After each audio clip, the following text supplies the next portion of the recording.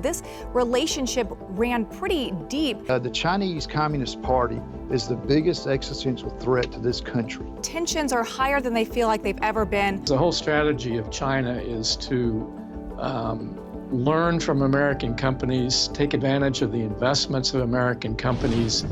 In Beijing, U.S. and Chinese diplomats held urgent talks on Monday aimed at diffusing tensions between the two countries, which may be at an all-time high after the U.S. shot down a Chinese spy balloon in February.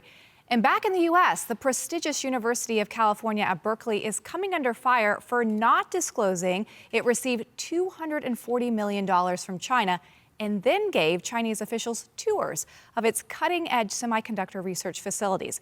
Joining us now is Representative Mike Collins, Republican of Georgia. Congressman, welcome to the show. So glad to have you here to break down this story. Tell us why it's so troubling that UC Berkeley didn't disclose this information. You know, Lindsay, it's a double-edged sword there. It's the fact that they're getting money from the United States federal government to fund their programs too. And then they go out and they join this group that has Chinese Communist Party control with it. And they send money to Berkeley as well.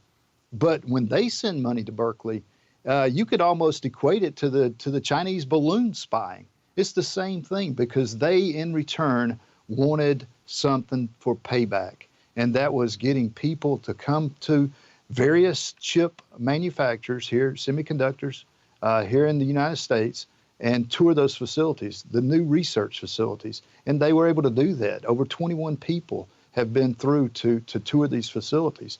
And UC Berkeley never exposed that to the federal government. And with the new CHIPS Program Act of 2021, they are supposed to be disclosing all of this information. So it's some things that we need to tighten up. Absolutely. I mean, in this relationship, it went well beyond monetary gifts. I mean, this is a 9-year relationship. They were helping China build the so-called MIT of China, a research university in China. So this relationship ran pretty deep. But to your point, they didn't disclose 1 cent of it. They knew that they were hiding this from the government. So what action should be taken against Berkeley? Well, we're asking the National Science Foundation to start tightening up their regulations and start just to make sure that they go ahead and implement the CHIPS Act. Make sure that you know exactly. Right now, it's anything over $50,000 gift should be disclosed. It's so much of what we see that the Chinese Communist Party is the biggest existential threat to this country. They have tried to take over our manufacturing. They duplicate, they come over and steal our technology. You've seen that with the Confucius institutions, with other higher education out there, where they are putting people on boards, demanding how many people that can be in higher learning, and then just coming over learning our jobs, all of our intel, and taking it back to intellectual properties and manufacturing it at a cheaper rate. As you well know, they don't have the same standards that we have here in the United States. They're not scared to use child labor. And they are adamant about the fact that they are going to take over the world in this technology. And UC Berkeley needs to be held accountable for that. You know, like I said, we give them over $500 million a year, and that needs to be looked at hard. If you are going to be in camp with the Chinese Communist Party, then you don't need to be getting money from the U.S. federal government. Say why this research is so important, this semiconductor research that Berkeley is doing. Well, I mean, everything that you do now has got chips and semiconductors embedded in it. And the United States is on the cutting edge of research. That doesn't mean that we should allow people to just absentmindedly steal it from us. And that's what's happening. China is actually giving monetary gifts to a university and then demanding that they be able to come over and tour these research facilities just so they don't have to do it, or they can compare notes so that they can get ahead of the United States. And that's why it's so important we stop this mess.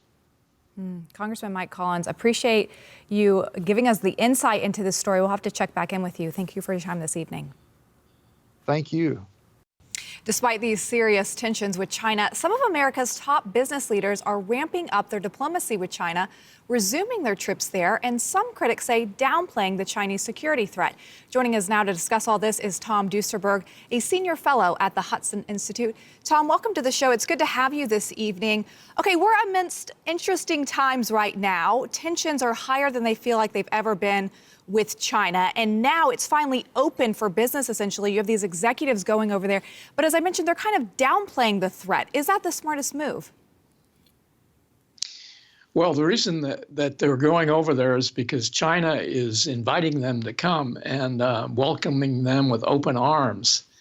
The Chinese economy is in deep trouble right at the moment, and they need a lot of support from Western investment.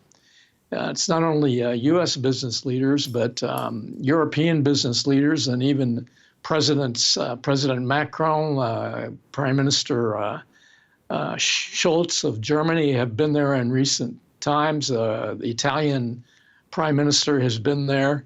The Chinese really need some investment and support from the American business community.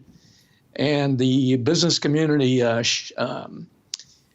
historically has been eager to get into the Chinese market despite 20 years of disappointment, increasing disappointment in their ability to really do well in China in recent years.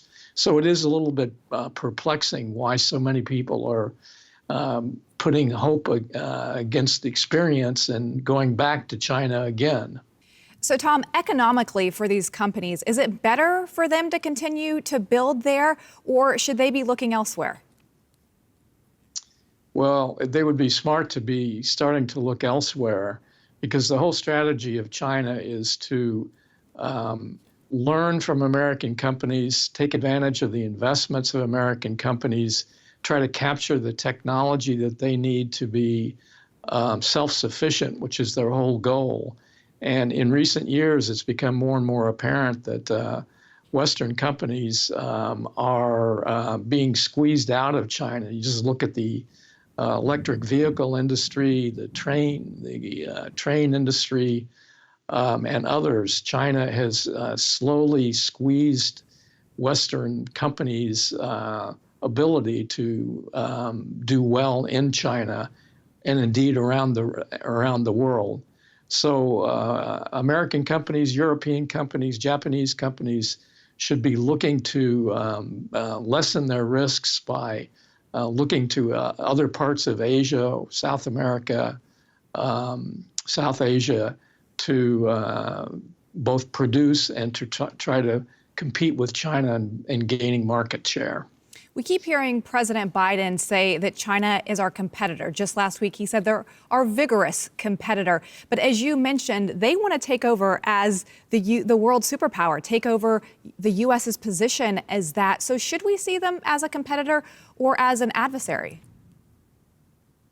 Well, there's a little bit of both. They're certainly a competitor, but again, I return to the idea that their whole strategy, their goal is to become a dominant superpower and to squeeze Western companies not only out of their ability to do well economically, both in China and in third markets, but to displace the United States as the dominant political influence around the world, to displace us as the primary superpower, if you will, in the world. So in that sense, they're an adversary.